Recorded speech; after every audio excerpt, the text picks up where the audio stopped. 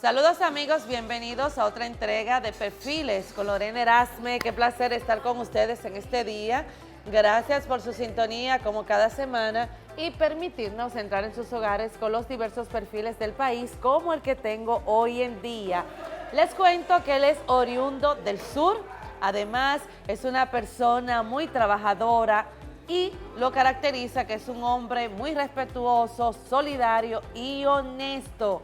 Les cuento que él es el periodista y locutor, además de asesor de imagen política, Hansel García. Señores, hoy yo voy a conocerlo un poquito más. Me voy a aprovechar para hacerle algunas preguntas. ¿Por qué le dicen el Mr. Primicia? ¿Qué se siente trabajar en el edificio rojo? Y sobre todo vamos a ver si tiene algunos proyectos actuales o a futuro. Vamos a conocerlo un poquito pues de él, de su vida personal y de cómo ha sido esta trayectoria en los medios de comunicación. Pero no les voy a contar más. ¿Qué les parece si vamos a una breve pausa comercial? Y cuando retornemos vamos a ver esta interesante entrevista con el perfil de esta semana, el destacado periodista y locutor Hansel García. Vamos a la pausa.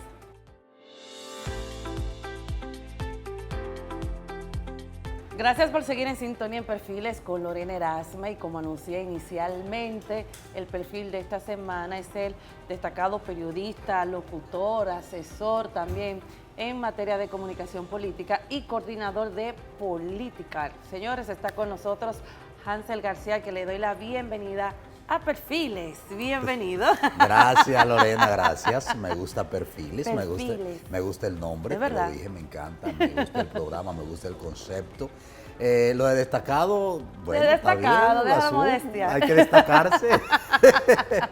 Qué bueno, gracias por la invitación y espero que lo que conversemos pues sea en algo de utilidad y de interés para tu audiencia. Así es, voy a aprovechar hoy yo ahora Dale para adelante. a preguntar de todo. Y en este primer bloque me gustaría conocer un poquito más de ti.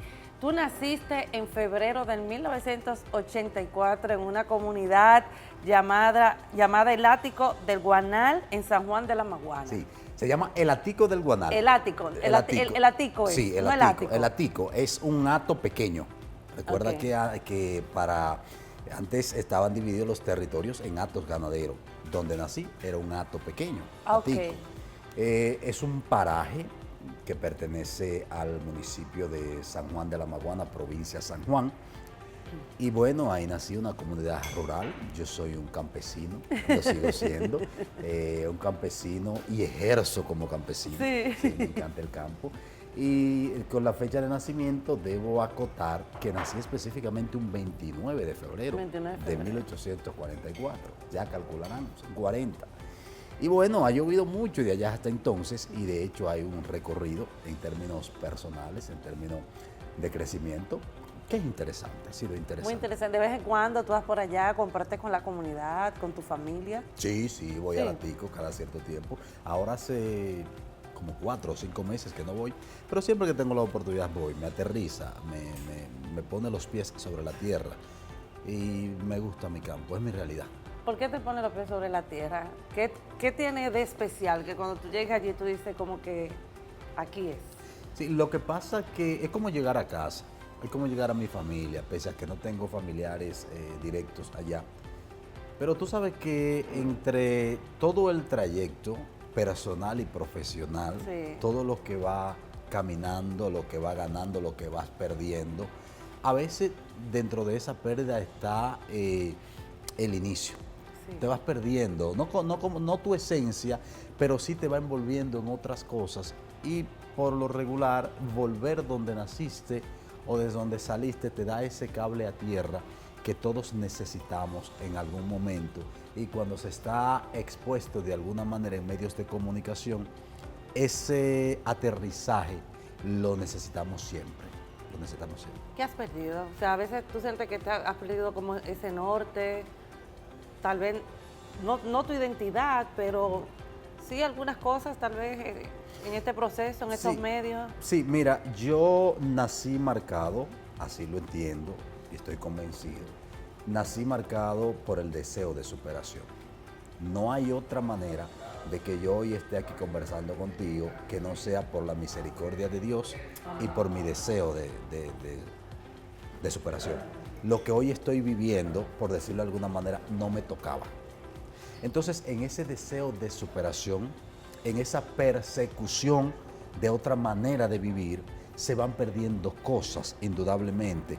Te pierdes momentos, en mi caso me perdí momentos de mi niñez, me perdí momentos de mi adolescencia, de mi juventud, quizá el famoso no quemar etapas, mejor que mucha gente señala, porque estaba envuelto en otras cosas. ¿Cómo qué otras cosas tú estabas envuelto? No, estudio, trabajo permanentemente, haciendo un esfuerzo redoblado por estudiar, trabajando y estudiando de manera simultánea. Eso es terrible. ¿A qué edad comenzaste a trabajar? ¿A qué edad? Bueno, yo en mi campo realmente había contacto del trabajo, quizá en menor medida con la agricultura y ese tipo de actividades propias de la ruralidad. Sí. Pero cuando vengo a la ciudad, vine específicamente con 17 años cumplidos ya. Entonces empecé a trabajar aún con cédula de menor, después saqué mi cédula y de que vine fue eso, estudiando y trabajando. Incluso los 2 últimos cursos del bachillerato, que todavía no habían cambiado estas versiones, todavía no había la modalidad tercero que tenemos ahora, tercero y cuarto, lo hice trabajando y estudiando. O sea, y como te digo, tienes que estar tan concentrado en ti, en subsistir, y además de subsistir, querer progresar, que se van perdiendo muchas cosas. Incluso hasta las actividades lúdicas que debe tener propiamente de la juventud, claro, de ser un adulto recientemente o todavía sin ser mayor de edad, se va perdiendo esa actividad lúdica, se va perdiendo el moverse a la discoteca, se va perdiendo el compartir con los amiguitos, compartir con los amigos, se va perdiendo el tener los romances propios de la época, se va perdiendo muchas cosas.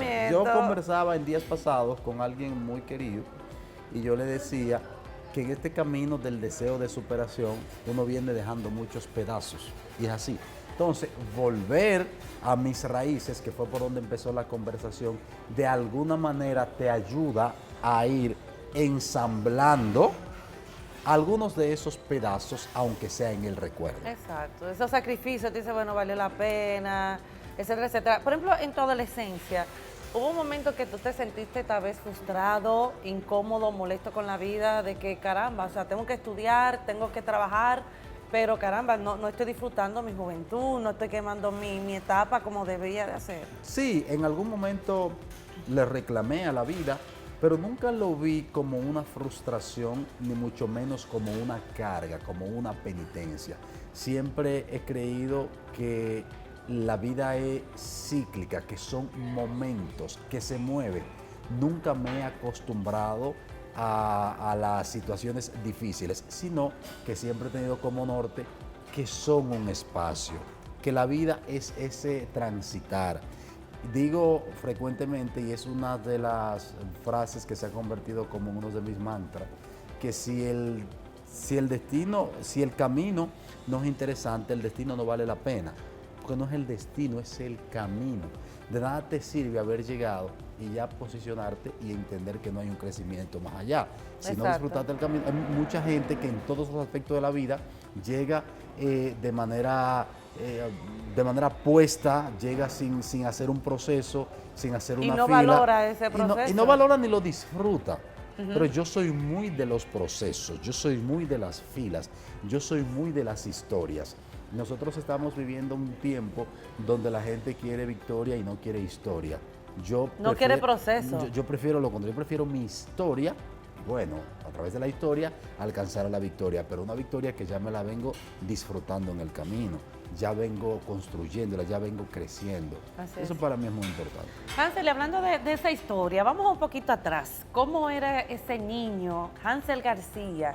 ¿Cómo fue esa niñez en tu pueblo, con tu familia, con tus padres? ¿Qué tú nos puedes contar? Bueno, mis padres y mis hermanos mayores decían que yo era ñoño. Yo creía que no, pero decían que yo era muy ñoño. ¿Tú eres pequeña? Sí, yo soy el último de una extensa familia de 13 hermanos. ¿13 hermanos? Sí. ¿De padre y madre todos? No, de 2 matrimonios. Ok. 7 Mi padre tuvo 7 hijos con su primer matrimonio y 6 con el último, y el último de ese matrimonio fui yo. Y una de las más grandes satisfacciones que tengo como ser humano es el hecho de que en mi familia nunca hubo diferencias. Qué bueno. Somos 13 y solo nos diferenciamos algunos por el color.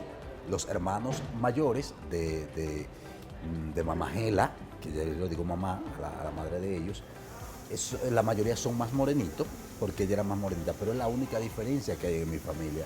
Y mi padre siempre hablo de mi padre, de manera pública y de manera privada. Mi padre fue un héroe, mi padre fue un titán, mi padre fue un ser extraordinariamente maravilloso. Y se encargó de que en su familia, en sus hijos, no haya diferencias. Qué bueno. Pese a tener una familia tan larga, yo particularmente le decía, papi, usted es un irresponsable que tuvo tantos hijos, pero fue el tipo más responsable del mundo. Fue un proveedor en todo el sentido de la Qué palabra. bueno. Proveedor de comida, de lo que trabajaba, fue proveedor de afecto, proveedor emocional, y mi madre también, un ser humano extremadamente noble. Yo creo, o sin el creo, que lo mejor que yo tuve en la vida fue padres, gracias a Dios. Qué bueno. ¿Y cómo fue esa niñez con 12 hermanos? Vamos a ver, tú que eres el más pequeño. Me imagino los ñoños, Bueno. cuánto te añoñaban, cuánto te cuidaban. ¿Cómo fue esa niñez? Decían que sí, de esos hermanos crecimos bajo un mismo techo, que yo recuerdo lo que nos levantamos, como Sí. decimos en mi campo, en el pedazo. Fuimos 3, los 3 menores, porque ya los otros venían migrando hacia la capital. Ok. Allá se usaba que un hermano se traía al otro. Ok, Y así, y le así iba, le iba sucesivamente. abriendo camino y le iba permitiendo vivir en su casa hasta que estudiara y trabajara y pudiera entonces mudarse aparte. Y me tocó vivir con 2 de mis hermanos, nosotros 3, y nada, fue una niñez bien, como todo niño de campo. ¿Era como todo- inquieto? Porque yo era de campo. Sí, yo era inquieto. Y después de cierta edad, quizá a los 8 o los 9, es que tengo algunos reflejos, entonces se me metió una rebeldía muy fuerte. ¿Es verdad? Sí, era rebelde. ¿Qué tú era un- hacías? pero era- ¿Qué tú hacías? Pero te voy a ver, Hansel, Sí, ¿qué tú pero era hacías? una rebeldía no comparable a la rebeldía de ahora. Ok. Marquiadesa, cuando me mandaban a un mandado, protestar, mi madre me rompió la boca muchas veces. Sí, ¿verdad? Ay, pero yo protestaba muchísimo, yo me zapateaba. Mira, muchacho, Sí, pa. mi madre me daba con lo que tuviera. Sí, o sea, como lo que tuviera en el sentido, muchacho, un tablazo. Bueno, la última vez que me partió la boca fue con un cuchara. Mi madre hacía ¿Qué? dulces para vender. Y una noche, recuerdo, yo llegué, yo tenía como 15 años y ya yo me creía hombre. Yo llegué como a las 9 de la noche. Sobre era tarde, porque Claro, entonces. no había ni energía eléctrica en mi campo. Y mi mamá empezó a pelearme y yo empecé a protestar. La vieja se cuadró con un cucharón de dulce. Me dijo, ¿tú te has creído que tú eres hombre? ¡Can! Te partió la Ay, boca y no, me partió el cucharón entre boca y nariz. O Un sea, cucharón dulce. Sí, fue una crianza muy puntual, por no decir severa, fue muy puntual. Y yo, gracias a Dios, rompí ese círculo. Yo no uso la manera de criar a mis hijos con el castigo físico, nunca lo he hecho. Gracias a Dios rompí ese círculo, no ha habido necesidad, pero reconozco que en mí el castigo físico hizo su trabajo. Hizo su trabajo. Eso es un trabajo. Sí, claro. Claro, ya son otros tiempos, ya son otros entornos. Sí. Yo no lo aconsejo para nada, no lo aupo, no lo celebro. Te dije, yo no uso el castigo físico para mis hijos, pero en mi tiempo funcionó. Sí. Porque también a las herramientas. No, claro, pero las no herramientas. llega a ese punto. Por ejemplo, Hansel, el tema de la superación. Tú vienes de un hogar humilde, más o menos clase media en aquel entonces. Mira, la humildad es reconocer exactamente el lugar en donde está. Yo no vengo de la humildad, yo vengo de la pobreza más abyecta, más pronunciada. Sí. Sí, yo vengo del entorno de precariedad más bajo que tú te puedas imaginar. Yo vengo del subsuelo. Yo nací donde nací, en mi casa, casi un bohío, era piso de tierra y no había energía eléctrica. Allá se usaba lámparas humeadoras Sí, y las cuavas. humeadoras, Así yo estudié y así yo viví en el Atico, en mi campo, hasta los 17 años. La energía eléctrica la pusieron en el año 2002, cuando yo tenía 2 años que vivía aquí en la capital. O sea, vengo de una pobreza muy fuerte, muy fuerte. Sin embargo, y vuelvo a mis padres, en mi casa lo menos que faltó fue pan. Amén. lo menos. A ver, o sea, porque no había mayores ambiciones, era comer y seguir. Entonces, pero sí estaba la educación, estaba el afecto, que eso es muy, muy importante. Qué bueno. Hansel, vamos a una primera pausa comercial y voy a dejar una preguntita en el aire. Por ejemplo, en ese hogar donde tú dices que tú vienes de la pobreza extrema, ¿cuáles fueron esos valores que tus padres te inculcaron? Así que vamos a la pausa y cuando retornemos me responde esa preguntita, ¿te parece? Sí, claro. Vamos a la pausa, retornamos.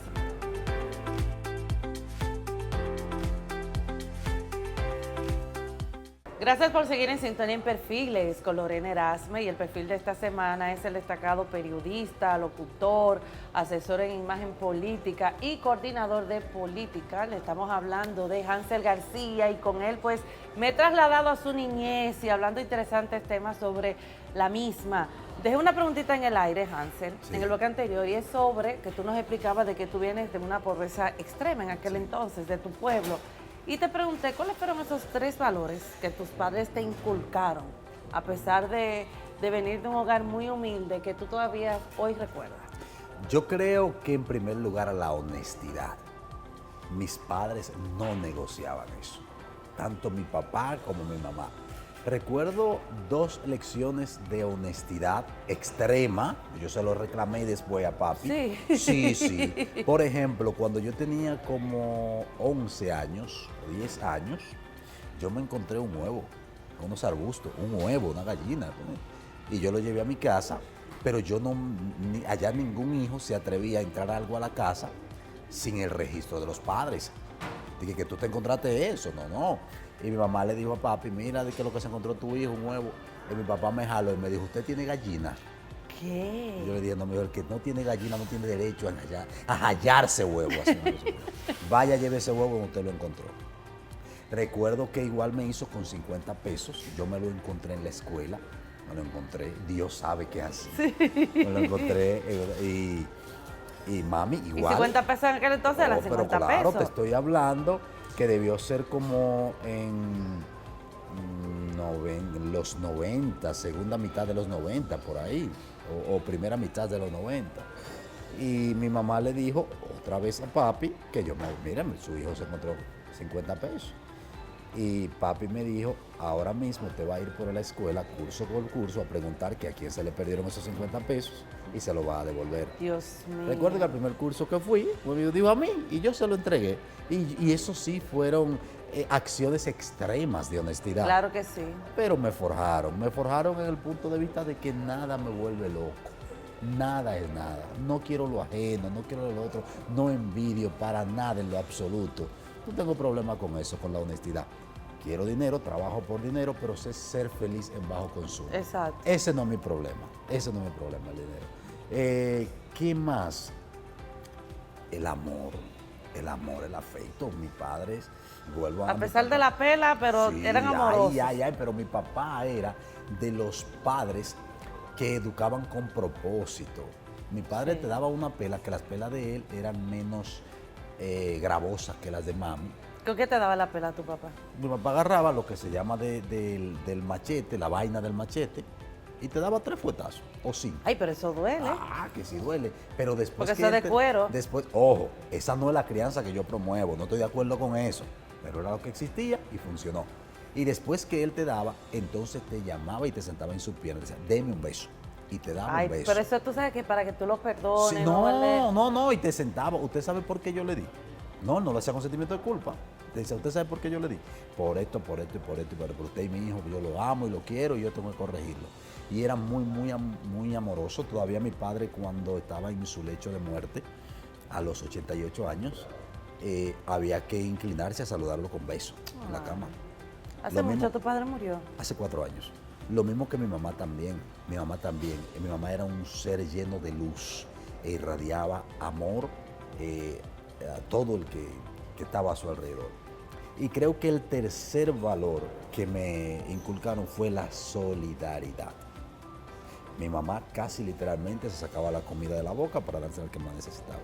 Mi papá también. Mi papá era el tipo consejero del campo. Y mi casa vivía llena de parroquianos, de gente que iba, que a beber café, que a comerse la comida. Mi casa estaba cerca de la escuelita.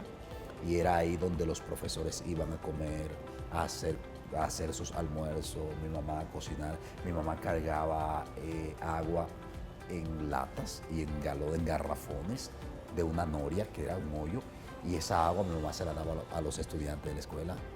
O sea, esa agua se la bebían los estudiantes de la escuela. Sé que mucha gente que va a ver este programa en tu canal de YouTube, cuando lo ve en tu canal de YouTube, porque ahí donde pueden comentar, te va a comentar sobre ese episodio, sobre cómo mi madre abastecía de agua a los estudiantes con agua que cargaba en la cabeza. Entonces yo creo porque en ese tiempo se usaba era que... Sí, así cargaba agua mi mamá. Entonces, y mi papá, y nosotros también la ayudábamos. Entonces yo creo, fueron muchos valores, pero creo que los principales fueron esos: la honestidad, el amor y la solidaridad. Amén. Y no los negocios. ¿Y qué extrañas de ellos? Si te pregunto, de tus padres, ¿qué tú extrañas? Ay, Lorena, todo. Todo. Todo. Extraño sus afectos, extraño el estar pendiente, que ya uno grande todavía, papi venía a la capital y tenía que ver a todos sus hijos, así viniera de un día para otro, se te aparecía al trabajo a verte. Lo extraño todo. Pero los extraño desde la resignación. Quizás no desde la conformidad, porque cuando pasan esos episodios, la conformidad nunca llega. No, nunca. Al menos Es difícil. a mí nunca me llegó, nunca me ha llegado. Pero los extraño desde la resignación, desde entender que la vida es cíclica. Estamos aquí por un tiempo, estamos aquí prestados, no sabemos hasta cuándo. Y bueno, así, y lo recuerdo, lo extraño así, desde la resignación, como te dije. Pero sí me hubiese gustado que mis padres vivieran, que vieran lo que ha pasado conmigo, porque Y ahí me ha ido voy, bien. y eso me gustaría, o sea, a veces tú cuando siempre escalas un peldaño, como dicen, a nivel profesional y hasta como hombre, porque Sí. tienes tus hijos, tu familia, tú no piensas, ¿qué dirían mis padres si Mira, me vieran en este momento? Tocate las dos fibras por donde más los extraños, que es en el caso de ser padre y en el caso profesional. En el caso de ser padre, una de las cosas que más lamento y que sufro incluso es el hecho de que mis hijos no tienen abuelos, no conocieron sus abuelos, a mi papá y mi mamá, no los conocieron. Y debo decir que se perdieron de una gran cosa, Y hasta hace años, 2, 3 años, 4 años, yo no sabía cómo abordar esa situación. Cuando mis hijos pequeños me preguntaban por sus abuelitos ¿Qué tú le decías? sobre el proceso, tenía que decirle la verdad. Incluso llegué a buscar, no ayuda per se, pero consulta con profesionales de la salud de cómo enfrentarlo. Y ellos me dijeron, con la verdad, y cómo contársela. Y así ellos lo han ido entendiendo. Pero incluso ellos lo sufren, tengo que decírtelo. ¿Y tú lo sufres mucho eso? Sí, mucho. El hecho de que mi madre y mi padre no hayan visto a mis hijos, no hayan conocido a mis hijos. Es muy duro. Eso es duro, eso es terrible. No se lo deseo a nadie, Sobre todo cuando yo sé que si mis padres vivieran, le iban a dar tanto amor a esos hijos míos como a sus otros nietos, a los que pudieron conocer. Y eran grandes abuelos. Y eso me choca, me duele, Sí. no te lo puedo ocultar, me duele. Y me duele también el hecho de que mis padres no hayan visto mi camino profesional, no hayan visto mi progreso, porque lo he tenido, no hayan visto cómo me he ido desarrollando, cómo he conseguido oportunidades, cómo he ido trabajando. Aunque sé que en mi labor periodística quizá mi madre hubiese sufrido un poco, pero también me iba a aplaudir y me iba a apoyar. He sufrido un poco porque a veces uno entra en terreno, mueves intereses sin proponértelo. Que bueno, eso le habría causado algún sobresalto, pero eso lo iba a disfrutar al final. Y mi papá también sé que me iba a apoyar, me lo iba a aplaudir, porque cuando mi papá murió, yo ya estaba graduado de periodista, pero no ejercía full. y mi papá creció en esa época de los 12 años. Bueno, ya era todo un hombre a la época de los 12 años y vivió. Que era otra época vivió, de muchos sí, conflictos. vivió la represión periodística. Sí. Y mi papá, pese a que era un hombre muy avesado, era un hombre conversador, era un hombre que conocía la actualidad, pese a ser campesino, no quería saber mucho de la prensa, de los periodistas. Sí. O quizá por el peligro. Por el peligro, exacto. Por el peligro. Y cuando yo le dije que iba a estudiar periodismo, él no quería, pero era un hombre muy consciente, muy racional. Y al final me dijo, sé lo que tú quieres ser, pero sé el mejor. Así es. Claro, qué bueno. Claro, lo de mejor. Te dejó fluir. Sí, claro, lo de mejor es. Dar lo mejor de ti. Es dar lo mejor de ti, exactamente. No que a ti me esfuerzo. Así es. Tú comes chenchen. Yo, pero de adulto, yo me crié con miel de chenchen. Yo me crié con miel de chenchen. Tú comes chenchen. Pero no el chenchen como lo hacen ahora, que me han dañado el chenchen. ¿Cómo te lo han El otro dañado? día me comí un chenchen en San Juan, que es para parecer una sopa. Ay, no, muy ese no es el mojado. chenchen que yo conocí. Ese no es el chenchen con el que yo crecí. El chenchen con el que yo crecí era el chenchen duro, que tú le dabas a una gente y partía a la gente y el chenchen no Más se bueno partía. El ese chenchen con no se desbarataba. habichuela. Ese era el chenchen que yo conocí, el chenchen con habichuela o sin habichuela. El chenchen duro, Sí. de los dos, de fuego arriba y fuego abajo. Y ese concón que parecía Ay, una sí. torta. Pero ahora me han dañado el chenchen, yo sufrí eso. Bueno, en la Semana Santa pasada en San Juan me brindaron un chenchen, que Sí. era una harina, parecía una maicena. Con agua, digo, ¿dónde le pongo el aguacate? No me gustó, me han dañado el chenchen. Sí, Y sí, no sí. jugaban, por ejemplo, antes tú sabes que salía mucho de que esos cuentos de que sale un niño caminando en los campos. ¿Tú no viviste Sí, esa época la también? ciguapa, La ciguapa. el cuco. Nosotros hacíamos cuentos en ronda porque no había luz. Sí. Con algo había que divertirse. Hacíamos cuentos en ronda, jugábamos al escondite, jugábamos me caí un tromposo, pero yo era muy tonto. Sí. Sí, yo siempre fui tonto, con el me Sí. caí entre un pozo y con la botellita. Sí. así. Yo no besaba. ¿Tú no besabas? No, yo Ya no me besaba. favor. No, en serio. De verdad que te daba No, y vergüenza. no es que beso tanto ahora tampoco. Yo no besaba. Pero no, ¿sabes yo- de qué vergüenza? Sí, no, yo era tímido. Ay, Dios mío, acomplejado, Cáncer, no puedo tímido. creerlo. Yo me creía feo. ¿Tú puedes creer esa ¿Es vaina? verdad? Sí. Pero tú eres un hombre huemoso. ¿Tú te No, crees? yo me creía feo. Es verdad, Sí. no te lo puedo creer. Y que con el tiempo todo eso fue cambiando. Ahí van a escribir de que, y estaba en lo cierto. Tú sabes, Hansel, que tú das un punto que tú dices de que tu padre no querían que tú estudiaras periodismo, pero ¿qué te impulsa a ti? En una época, como tú dices, tan represiva con los periodistas, ¿qué te impulsa a ti a estudiar? ¿Qué te impulsó a estudiar a ti periodismo? Mira, a mí me marcó la radio, es lo primero. Mi padre Sí, porque tú eres escuchaba- locutor. Sí, lo primero que yo soy el locutor y es la faceta que más disfruto. Es mi primera profesión, porque para mí la locución no es un oficio, es una profesión. La estudié y la ejerzo desde el 2009. Me gusta la radio.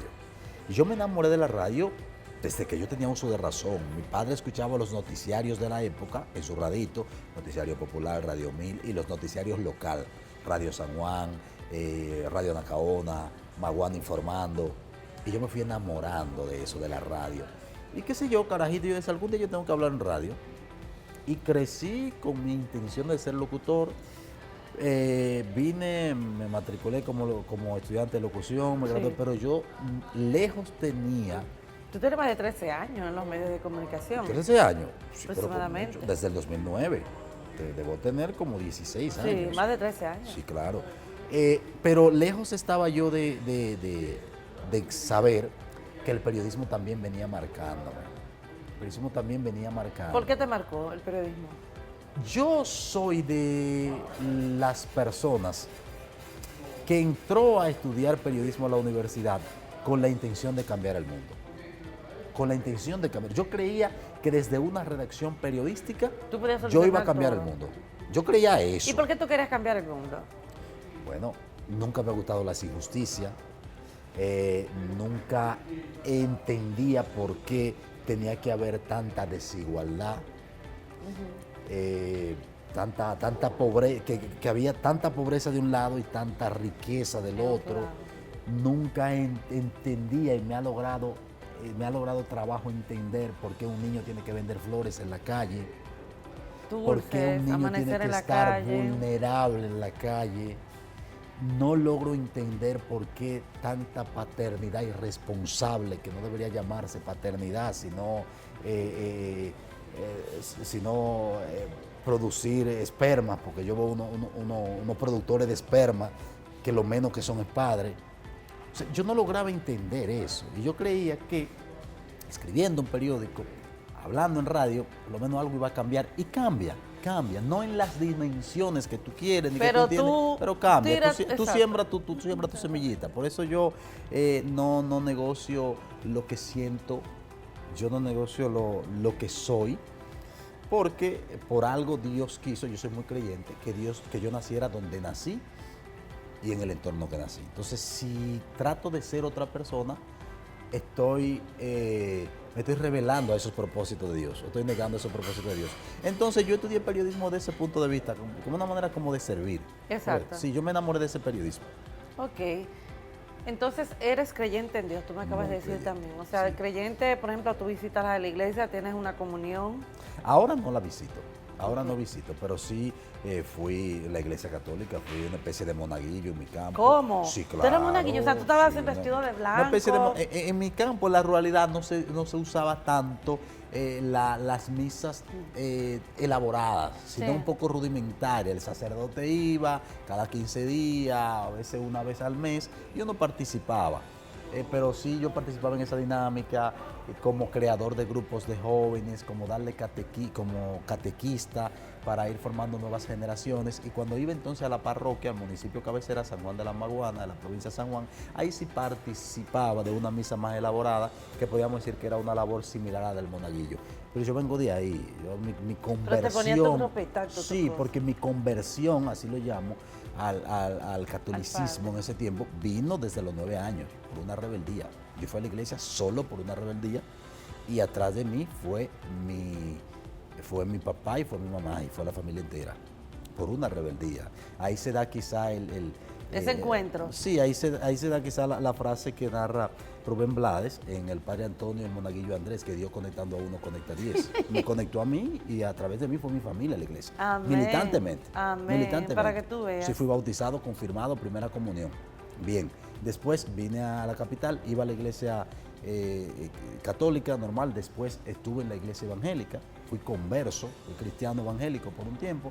Después me salí, no me congrego, no descarto volver a congregarme, pero sí trato de mantener una relación con Amén. Dios lo más cercano posible. Que debo acercarla más, debo acercarla más. Amén, amén, así es. Bueno, Hansel, vamos a otra breve pausa comercial. Cuando retornemos vamos a hablar un poco de cómo ha sido tu trayectoria en los medios de comunicación, esos sacrificios que tú has tenido que vivir, ¿te parece? Sí, por supuesto. Vamos a la pausa, retornamos en breve.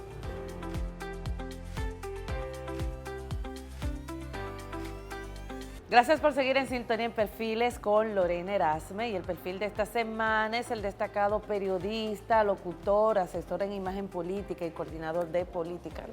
Estamos hablando de Hansel García. Señores, yo he trasladado a Hansel desde su niñez, desde cuando vino aquí a la capital, y hemos hablado de interesantes temas, y yo te dejé una preguntita más o menos en el aire, en el bloque anterior, y es sobre esos sacrificios, Hansel, que tú has tenido que hacer durante este tiempo en los medios de comunicación. Tú sabes que no es fácil llegar, posicionarte, tener un espacio, y más de un joven, ¿verdad?, que viene de un pueblo a lograr este sueño. Y me gustaría saber cómo fue ese trayecto para Hansel. ¿Fue difícil?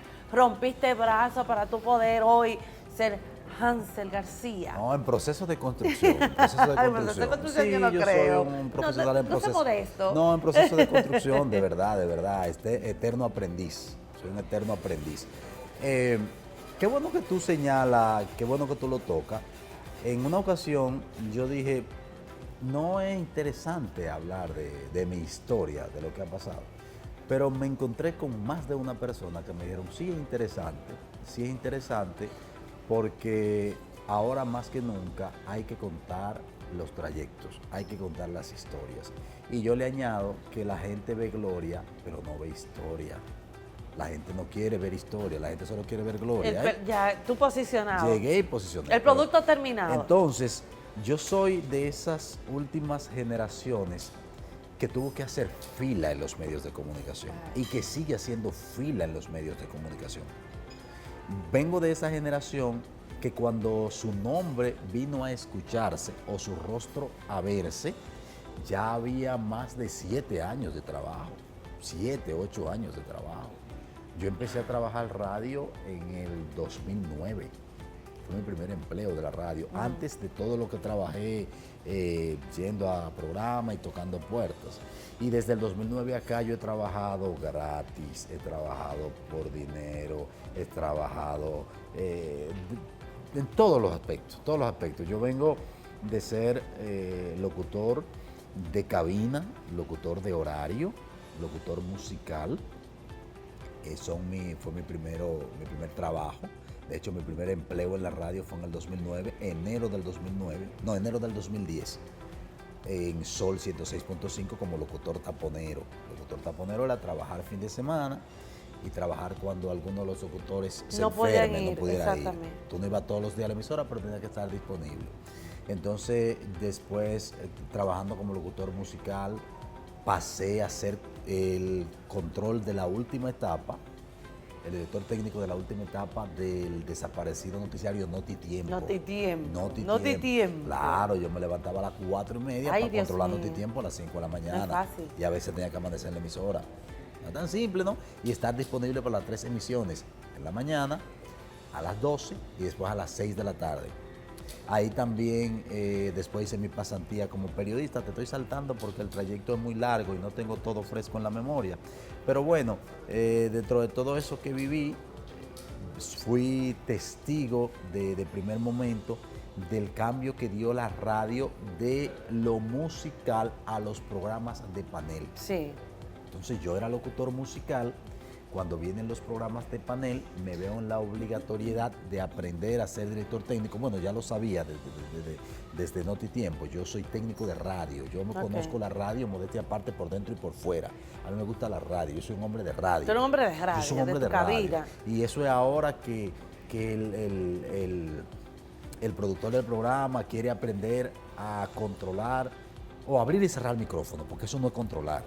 Controlar el que, no, porque vamos a estar claros, eso no es controlar una radio, eso no es el director técnico, abrir y cerrar un micrófono. Hay muchísimas cosas que hay que aprender. Modulación de los micrófonos, modulación de la gente que tú tienes enfrente trabajando, de todo, distinguir los diferentes tipos de voces para saber qué brillo tú le das al micrófono, hay de todo. Pero bueno, como ahora la radio se ha concentrado mucho en verse, la gente no le presta tanta atención a esos detalles auditivos, más allá que el que sabe de radio. Claro. Entonces, yo vengo de ahí. Y cuando viene lo musical, me veo en la obligación de seguir cultivando para entonces ser control master de los programas donde estaba. Y siendo control master es entonces los programas que me tocaba controlar, los productores me pedían que hablara, que interviniera, o a veces llegaran tarde, que le presentara el programa, y así fueron descubriendo ellos en mí la opinión política. Hablaba en todos los programas y en ninguno pedí la oportunidad de hablar. Wow. Todos me iban incorporando, gracias a Dios. Gracias a Hasta Dios. Que entonces voy trabajando la opinión. La parte política y social también. Primero la parte artística. Okay. Soy cronista de arte. Sí, tú incluso perteneces a Acroarte. Sí, claro. Y vengo primero de trabajar el periodismo de espectáculo. De hecho, en Notitiempo, cuando hago mi pasantía, Notitiempo, que era noticia y tiempo. Cada vez que salía una noticia, el locutor daba el tiempo. Sí. Ese era el concepto. Entonces, Notitiempo, yo empiezo mi primer trabajo como periodista en la pasantía, fue la parte de arte. Recuerdo que el segmento se llamaba Arte, Artista y Espectáculo. Y yo empecé a hacer eso. Y por ahí fui enamorándome de la crónica de arte, me gusta, yo soy un farandulero, me gusta, y fui cultivando. Después, en el tema de arte y espectáculo, Carlos T. Martínez, a quien le debo muchísimo, profesionalmente hablando y personalmente hablando también, me da una oportunidad de estar con él en el programa, y así entonces yo voy haciéndome un comentarista de arte. Sí. Paso a la opinión política de la mano, primero paso de la mano de Pablo Ross, el interactivo de 3 a 5, siendo control, él me incorpora al programa, y así hayamos una dupla. Pablo, que es un hombre muy versado, es un tipo con muchísimo conocimiento, un profesor, Pablo Ross. Y fui aprendiendo, fui haciendo la opinión política. Después paso a hacer opinión política en el programa Víctor en Vivo de Víctor Gómez Casanova, de Sol 106.5. Yo era control y me incorporé al panel, y después Víctor terminó, cuando él pasó al gobierno, terminó entregándome ese programa prácticamente para yo conducirlo. Después se da la oportunidad de poner mi proyecto, Agenda Local, en el 2017, por ahí, en Neón 89.3. Y ahí ese programa estuvo hasta la pandemia. Qué bueno. Después pasé a dirigir las emisoras, después rompí relaciones con ellos y ahí también saqué el programa del aire. Es como más o menos el paso que se ha pasado entre la locución y el periodismo. El periodismo. Sí. Ok. ¿Por qué te dicen Mr. Primicia? Mira. Dime, ahora, bueno, en esta etapa como coordinador, ¿verdad? En política, en el edificio rojo. Sí, lo de Mr. Primicia Vamos a ver. vino. Yo siempre he tenido una aura para las primicias, para las exclusivas. A mí me llegan las primicias. Wow. Y no despacho política con nadie, ni ando sentándome con nadie. Me llegan. Gracias a Dios, los pocos que me conocen creen en mí, creen en mi trabajo. Me llegan y nunca me han desmentido. Y así era en arte y espectáculo. Yo dejé de dar las primicias en arte y espectáculo cuando yo me enteré de manera simultánea que habían 5 divorcios en el mundo artístico. Sí, 5 divorcios. Y 4 de ellos estaban luchando por recomponerse. Okay. Y yo tenía la noticia, la primicia. Y un día yo le iba a dar, me aguanté. Digo, ¿pero quién soy yo? Para si hay 4 matrimonios queriendo salvarse, yo publicarlo. Y con eso yo puedo dañar, puedo y pedir que esa familia se recuente. Y ahí fue que yo le puse un stop al arte y el espectáculo. Eso fue aleccionador en mí. O sea, que tú le metí al bloque. No, pero fuerte. Entonces, Entonces, y de esos matrimonios, así que yo recuerde, 3 se salvaron. Gracias a Dios. Yo no lo dije y la gente no se enteró, yo creo. La gente no se enteró, salvo lo que rompieron. Entonces, en el tema político también he seguido con el tema de las primicias, pero lo de Mr. Primicia me lo pusieron cuando el PRM estaba en su proceso de elección interna, de los diputados, los senadores, los alcaldes, que ellos tenían todos ese yuyo, y hicieron muchísima diablura y un desastre. Entonces ellos se la desmontaba todas. Cada vez que estaban juntándose para poner un candidato a diputado que no era, yo se lo tumbaba o se lo decía. Pero te llegaba la primicia. Di la primicia de los 5 diputados que iban a pasar aquí en el distrito en su orden. Di la primicia de los senadores, de todo. Tú busques esos videos por ahí y ahí está todo ese trabajo. Entonces, es Mr. Primicia. Te pusieron ellos Mr. Primicia. Sí, y yo no le caigo atrás a la primicia, pero lo que yo digo, gracias a Dios, bueno, no me han desmentido todavía. A veces se quillan, yo le digo, no es personal. ¿Con quién que tú despachas política? No despacho con nadie, no, tranquilo. El último que se quilló fue un comunicador amigo mío, digo, no, tranquilo. Lo que pasa es que si tú saliste del programa, tú no lo has comunicado, no lo ha comunicado la emisora entonces tampoco. Tengo que yo decir, tienen como 3 semanas en eso. Entonces hay que decirlo, porque tú eres un hombre público. Y por ejemplo, allá en el edificio rojo, ¿no están obligados a meterle al bloque, por ejemplo, en lo que estás haciendo ahora en la parte política? Con todo el respeto. No, y que lo primero que yo le he metido al bloque en temas de farándula, como estaba en Esto No Radio, pero era porque yo quería. Y en temas de político, tú sabes que una de las particularidades... No baja línea él allá. Pues ahí voy. Bájale el bloque. Ahí voy. De hecho, por lo que yo más cómodo me siento en el edificio rojo, por encima del pago, es porque Santiago no te pone cortapisa ni te baja línea. Pues paga bien Santiago. Paga bien. Es verdad. Paga bien. Lo de bien es relativo. Para mí paga bien. Okay. Porque mucha gente entiende. Lo que él me paga para mí está bien. Quiero que me pague más, pero está bien. Sí, pero eso es relativo. Claro. Hay gente que un sueldo de, qué sé yo, de 300,000 pesos es poco. ¿Dónde llega? No. Que hay gente que un sueldo de 300,000 pesos se lo encuentra poco. Para mí es muchísimo. Para mí es demasiado. Claro. Por decirte una cifra, por decirte un número. Entonces, pero sí, tú haces un paneo de los medios de comunicación, de lo que pagan los medios de comunicación, y el edificio rojo, si no el que mejor paga, debe estar entre los 3 que mejor pagan. Pero por encima del pago del edificio rojo, a mí me gusta el clima laboral y el respeto que me tienen a mí en el edificio rojo y que nos tienen a todos en el edificio rojo. Santiago no baja línea, tiene que hacer esto. Pero allá primero que tú criticas a Santiago. Pero es primero que yo le entro a Santiago. Pero eso es lo primero, esa es la percepción que se tiene, como que baja la línea a los empleados. Percepción muy equivocada. Percepción. Y tú no has ido tanta gente allá acabando Santiago en el edificio rojo. Sí. Pero ¿dónde más se acaba Santiago en el edificio rojo?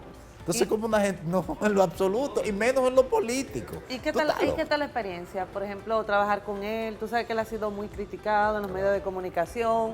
tiene su público, otros no. ¿Cómo? Yo, ¿Qué yo trato a trabajar con Santiago, él? yo trato a Santiago como trato a todos los jefes que he tenido. Yo no vivo parándome por donde el jefe va a pasar, yo no vivo adulando, yo no tumbo polvo, nada de eso. Sin embargo, la relación con Santiago ha sido más cercana que con los otros jefes que he tenido porque Qué eres bueno. un jefe más cercano.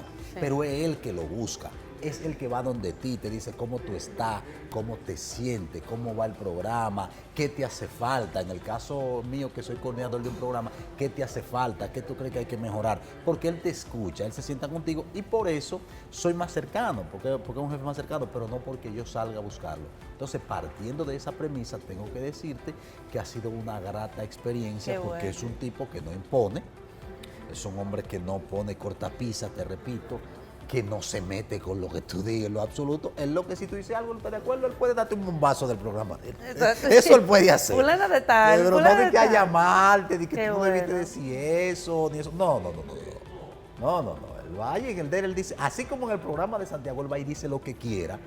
En los programas que nosotros estamos, en la plataforma de él, él deja que nosotros digamos bueno. lo que querramos. Punto. Tus hijos, ¿qué te dicen? ¿Cuántos hijos tienes? Yo tengo 4 4. hijos. ¿Estás Sí, casado? Sí, 4 con ese matrimonio. sí. Ok. 4 por todo. 4 por todo. De padre y madre son. Entonces, ¿qué edad tienen ya tus hijos? Doy 2. Bueno, tengo una que tiene ya 18 años, va a cumplir Wow. 18 años. Tengo una de 12, y otro de 10. Y un bebé de 2 años. Ay, qué lindo. Sí, me involucraron ahí con ese último. ¿Y qué te dicen tus hijos cuando te ven en los medios de comunicación? Por ejemplo, de 18 años, papi, tú estás trabajando No, en el eso edificio sí. rojo. No, luego sí lo disfruta y me asesora muchísimas cosas, Qué sobre bueno. todo en la vestimenta, me da seguimiento, normal, pero ellos entienden que esto es mi trabajo.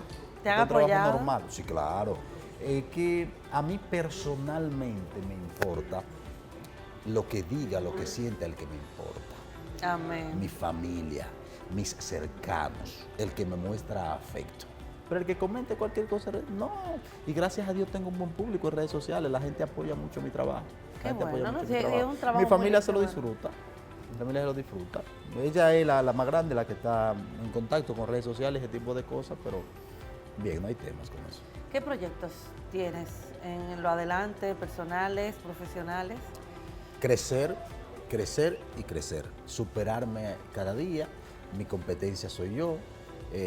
Quizá algunos proyectos personales, pero más adelante todo eso está en pausa porque estoy concentrado en mi trabajo del edificio rojo y en Ok. otros trabajos también fuera de ahí que te llegan como asesor.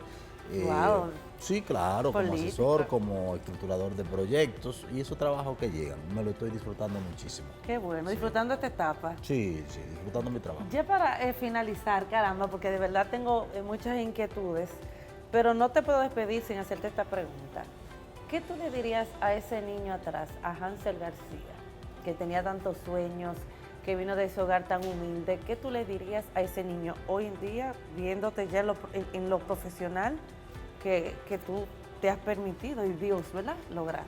Le daría las gracias muchas veces a ese niño por atreverse a soñar, por atreverse a desafiar el entorno, por hackear el sistema, por hackear el entorno. Porque repito, lo que estoy viviendo hoy no me tocaba. De no haber sido por la misericordia de Dios y por mi deseo de superación que empezó con ese niño querer soñar, con ir a la escuela, con después ir a hacer 2 cursos del bachillerato como a 7 kilómetros. De no haber sido por ese niño que se atrevió, hoy no estaría este hombre aquí sentado. Ese niño, como me decía mi compadre Jonathan el día pasado, que me entró una foto de un antes y un después, yo le dije, ¿quién es el tipo que te habla? Me dice, ese es el albañil que construyó el que está a la derecha. Ay, wow, qué fuerte. Entonces ese niño es el albañil, la simiente que construyó lo que hoy soy y lo que voy siendo, porque soy en periodo de construcción, en periodo de crecimiento, y eso no pretendo negociarlo. Mi meta es superarme a mí mismo cada día, pero no solo en términos profesionales, en términos personales, a llegar a ser, una frasita que está muy de moda, llegar a ser la mejor versión de mí, pero la mejor versión que me dé paz, Amén. que me dé tranquilidad, que me dé crecimiento Y dejando un legado también. Sí, sí, porque se va dejando el legado, aunque no es de que lo que persigo, que me admiren ni que me reconozcan, persigo trabajar, estar en paz, vivir, ser mejor ser humano cada día y que el entorno no me dañe. Ay, ay, que no nos dañe, ¿verdad? No, que el entorno por favor. no me... creo que ya no me va a dañar. No, yo creo que no. No me dañe, no. Hansel, gracias de verdad por haber estado aquí en Perfiles, por abrirte con nosotros y de verdad tú eres un gran profesional, un gran ser humano, un hombre con los pies en la tierra, pero sobre todo humilde y que siempre reconoces de dónde vienes y tienes ese orgullo, sobre todo de tu familia y de ti mismo. De verdad, muchas gracias. Gracias. Y por hacer ese trabajo limpio, que ya no le meta bloque, pero por lo menos en los medios de comunicación haces un trabajo muy limpio. Muchas gracias, Lorena, muchas gracias. Le agradezco muchísimo la entrevista, permitirme conversar con tu público. No lo tenía planeado, aquí cada respuesta que surgió fue lo que salió en el momento, aquí no se planificó nada. Y bueno, gracias por permitirme venir a hablar. A veces entiendo, digo, pero qué interesante. No, hablamos mucho, es que esos testimonios llegan, Hansel, bueno, realmente, de que si tú te lo propones se puede. Y es lo que queremos, ¿verdad? Dar ese ejemplo, sobre todo los que van creciendo ahora mismo. Si tan solo una persona que vio este contenido entiende que es posible lograr lo que se propone, entonces ya estamos por servidos. Nunca, nunca dejen de creer en ustedes. Nunca, pese a que nadie lo haga. Lo digo por experiencia. Hubo momentos que nadie creyó en mí, pero yo siempre creí. Entonces con eso basta. Wow, Hansel, gracias por ese consejo. Gracias a ti, de verdad. Gracias, y de esta manera vamos a una breve pausa comercial, retornamos en breve.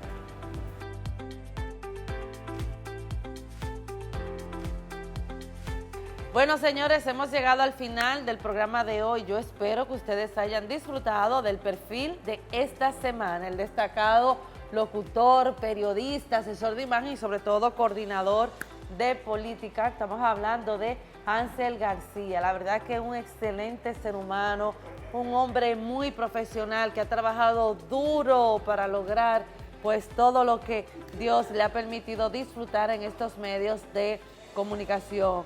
Para que ustedes vean, señores, que no importa de dónde ustedes vengan, que si usted trabaja fuerte y con la visión de lograr sus sueños, lo puede lograr. Y eso fue lo que hizo Hansel García, que es un ejemplo de verdad para esta generación y sobre todo ver cómo se ha venido destacando en los medios de comunicación. Así que Hansel, gracias por permitirnos conocerte un poquito más. Señores, y no puedo despedir sin agradecerle a mi querido Henry. Señores, yo recibí en esta semana pues un reconocimiento, Mujeres Influencia, por el mes de la mujer. El mes de la mujer, ustedes saben de que se celebró muchas actividades con relación al desarrollo de la mujer y mi querido Henry pues en este mes realizó este evento el pasado domingo donde destaca a las mujeres de los medios de comunicación a nivel político, entre otros segmentos, fueron pues premiadas y reconocidas por Henry. Henry es un joven que ha hecho una hermosa labor de destacar el talento dominicano, un joven con mucho valor, una visión, trabajador, y no le importa, señores, que le hayan cerrado puertas. Henry siempre está ahí. De verdad, Henry, desde aquí, desde Perfiles, quiero agradecerte por reconocer mi trabajo y sobre todo con mujeres que la verdad admiro y también somos colegas en estos medios de comunicación. También quiero agradecer en este caso a María. María, señores, mire, esa mujer como hace ya aproximadamente 2 semanas, mi padre cumplió 1 año de fallecido y esta señora me ayudó tanto al yo poder organizar pues este encuentro familiar con mi familia para yo poder honrar la memoria de mi padre. Miren qué hermoso los detalles, las flores, el servicio. Una mujer, señores, miren, 1A, para que ustedes cualquier día que deseen un evento, un cumpleaños, ella lo puede acompañar. Así que aquí yo voy a dejar su usuario de Instagram y también su número de teléfono para que puedan, señores, contactarla a ella. Es una mujer sumamente profesional, educada y le digo de verdad, miren, que ustedes van a salir de esa situación que ustedes quieren que quede perfecta. Así que gracias María y de esta manera pues llegamos al final del programa de hoy. Gracias por su sintonía y será hasta la próxima semana en otra entrega de Perfiles con Lorena Erasme. Hasta entonces.